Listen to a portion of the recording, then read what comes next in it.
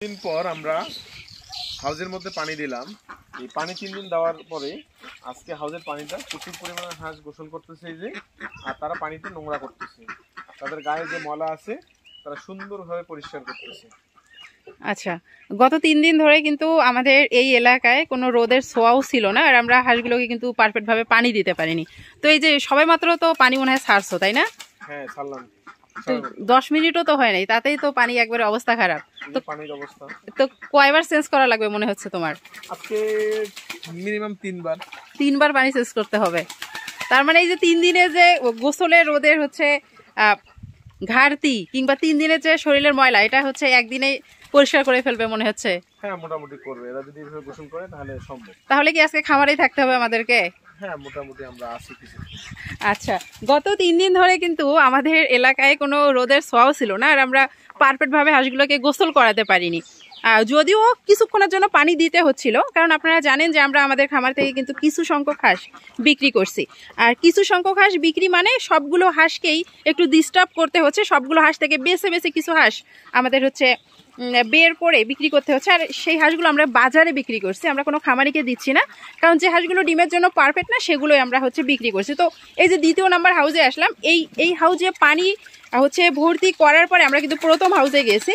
তো এখানে দেখেন যে একেবারে নোংরা করে ফেলেছে। কিছুক্ষণের মধ্যে এই পানিটা অপসারণ করে আবার পানি চেঞ্জ করতে হবে, এখানে আবার পুনরায় পানি দিতে হবে। তো আমরা একটু দেখাই যে হাঁসগুলো গোসল করছে, সেগুলো কিন্তু এখন গা শুকাচ্ছে, এবং গা শুকানোর কিছুক্ষণ পরেই আবার কিন্তু হাউজে আসবে, আবার গোসল করবে। তো 3 দিন ধরে এতটাই শীত ছিল, এতটাই কুয়াশা ছিল যে কোনোভাবেই আমরা হচ্ছে পানিতে অ্যাভেলেবেল হাঁসগুলোকে রাখতেই পারছিলাম না, কারণ প্রচুর শীত। আর আমি কিন্তু 2টো ভিডিও দিয়েছি এই সম্পর্কে। আর আপনাদের কাছে রিকোয়েস্ট থাকবে, যারা প্রতিনিয়ত আমাদের ভিডিওগুলো দেখেন এবং সেই অনুযায়ী চলার চেষ্টা করবেন প্রত্যেকটা ভিডিও দেখার, কারণ আমরা সিচুয়েশন অনুযায়ী প্রতিনিয়ত আবহাওয়া, পরিবেশ, পরিস্থিতির উপর ডিপেন্ড করে আমরা কিন্তু ভিডিওগুলো তৈরি করে থাকি। আমাদের খামারের উপর বেস করে, আবহাওয়া কিংবা পরিবেশ পরিস্থিতির উপর হচ্ছে বেস করে যখন যে ইনফরমেশনটা দিতে হয়, কিংবা আমাদের খামারে যখন যে পরিবর্তন আসে, যখন যে কাজগুলো আমরা নতুনভাবে করি সেগুলো আপনাদের কাছে আপডেট দিই। তো অবশ্যই ভিডিওগুলো দেখবেন। 2টো ভিডিওতে আমি কিন্তু দিয়েছি যে কিভাবে আমরা হচ্ছে এই শীতটা কিংবা এই ঘন কুয়াশাতে হাঁসগুলো রেখেছি। তো সেই ভিডিওগুলো দেখবেন, আমি চেষ্টা করব ডেসক্রিপশন বক্সে সেগুলোর লিঙ্ক দিয়ে দেওয়ার জন্য। তো যাই হোক, দেখতে পাচ্ছেন যে হাঁসগুলো গোসল করে এখানে গা শুকানোর জন্য আসছিল। এখানে একটু হলেও কিন্তু রোদের হচ্ছে ছোঁয়া আমরা দেখতে পাচ্ছি, একটু হলেও এখানে রোদ উঠেছে। তো হাঁসগুলো খাবার খেয়েছে, খাবার খাওয়ার পরে গোসল করেছে, এখানে এসে বিশ্রাম নিয়েছে।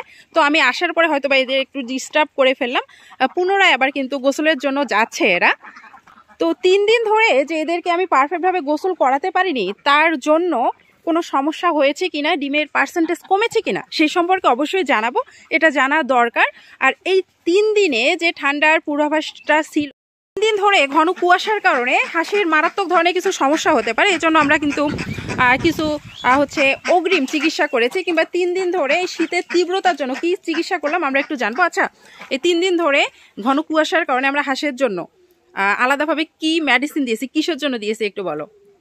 আমরা দিছি হচ্ছে নাপা দিছি, ভিনেগার চালাইছি, আর হচ্ছে জ্বর সর্দির জন্য আমরা হচ্ছে নোভাডক্সিন চালাইছি। তো এই 3টা মেডিসিন আমরা কিন্তু আলাদাভাবে দিছি। আচ্ছা, এই যে ভিনেগারের কথা আসলে অনেকে জানতে চায় যে আমরা কেন ভিনেগারটা দিই, তো একটু বলো। আচ্ছা, আমি ভিনেগারটা একটু দেখাই। এই যে ভিনেগার, তো আমরা কেন ভিনেগারটা দিই তুমি একটু সবাইকে বলো। ভিনেগার দেওয়ার উদ্দেশ্য হচ্ছে যে হাঁসের অজীর্ণ যেন পেটের মধ্যে না থাকে, খাবার রুচি যেন থাকে ঠিক মতো, অরুচি যেন না হয়। তারপর হচ্ছে ভিনেগার দিলে বিভিন্ন রকম সমস্যা, অজীর্ণ হয়ে থাকে, পেটের মধ্যে গোলযোগ সৃষ্টি হয়, হাঁস ভাইরাসের বিরুদ্ধেও তো কাজ করে ভিনেগার, তাই না? ডিমের প্রোডাকশন বাড়ে, এই কারণে আমরা মূলত ব্যবহার। অনেক সময় আসলে ডিমের পার্সেন্টেজ কমে, তখন আমরা যদি ভিনেগার ব্যবহার করি তখন তো তুলনামূলক ডিম বাড়ে, তাই তো? হ্যাঁ। তো মোটামুটি ভিনেগারের কাজ তো অনেক আছে, তবে স্বাভাবিকভাবে আমরা প্রতি সপ্তাহে তো 1 থেকে 2 দিন ব্যবহার করেই থাকি। তো অন্যরাও তো 2-1 দিন ব্যবহার করতে পারে। হ্যাঁ, আপনারাও ব্যবহার করতে পারেন। আর ভিনেগারটা একটু দেখাই, অনেকে আসলে ভিনেগারটা চেনে না। হ্যাঁ, এই যে ভিনেগার, এটা হচ্ছে ভিনেগার। আপনারা যে কোনো কোম্পানি নিতে পারেন, তবে এইটা ভিনেগার আমরা হচ্ছে ব্যবহার করি। অনেকে আসলে জানতে চাচ্ছে যে আমরা এখন কি খাবার দিচ্ছি আমাদের এই খামারে।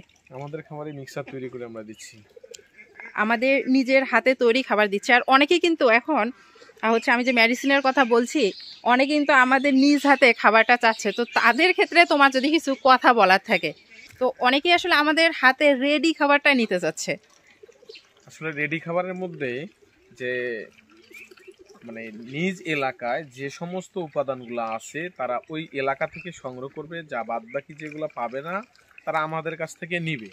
আর যদি দেখা যাচ্ছে যে আমরা রেডি ফিট যদি তৈরি করে তাদেরকে সে দিতে যাচ্ছি, তাহলে আমাদের কেয়ারিং কস্টিং খরচটা ডাবল হয়ে যাচ্ছে। তো সেক্ষেত্রে একটু বেশি হয়ে যায়। অতএব তাদের এলাকায় যেটা পাবে আর যেটা পাবে না সেটা আমাদের কাছ থেকে তারা নিবে। অনেকেই আসলে বলতেছে যে আপু আপনার হাতে তৈরি খাবারটাই নিব। তো তারা তো বুঝতেছে না যে এক জায়গা থেকে, আমাদের এখান থেকে প্রায় 7 থেকে 8 কিলো হবে না? বেশি হবে। আচ্ছা, বেশি হবে। তো এই যে 8 থেকে 10 কিলোমিটার দূরে আমাদের খাবারটা নিতে হয়, আবার আমাদের হচ্ছে বাড়িতে আনতে হবে, আবার আমাদেরকে তৈরি করতে হবে, আবার ওখানে হচ্ছে কুরিয়ার করতে হবে। এই তো এই যে একটা বাড়তি ঝামেলা। তবে যাদের এলাকায় একেবারে অ্যাভেলেবেল নেই তাদের ক্ষেত্রে কি আমরা দিতে পারি খাবারটা? হ্যাঁ, যাদের এলাকায় নাই সেক্ষেত্রে আমরা দিতে পারি। আর আমার মনে হয় যে আমরা যদি মেডিসিন সবগুলো যদি পাঠায় দেই ভিডিও আকারে, ওনারাও তো তৈরি করতে পারবে। ভিডিও আকারে যদি বলে দেই, এখানে অন্য কোনো কিছু নেই, আমরা যেভাবে করব তারাও সেম একইভাবে করতে পারবে।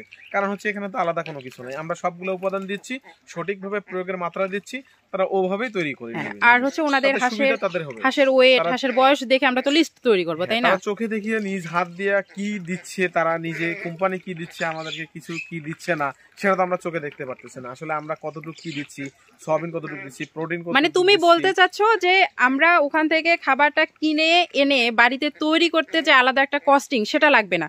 আমরা ওখান থেকে খাবারটা কিনে, ওনারা কত কেজি খাবার নিবে অত কেজি খাবারের আমরা সকল কিছু আলাদা আলাদাভাবে প্যাকেটিং করে হচ্ছে ওনাদেরকে দিব, ওনারা শুধু ওখানে তৈরি করবে। এই তো, তাহলে আলাদা কস্টিংটা ওনাদেরও লাগতেছে না, আমাদেরও লাগতেছে না। ও আচ্ছা, আপনারা হয়তো বা বুঝছেন কিনা জানি না, আর একটু ক্লিয়ার করে বলি।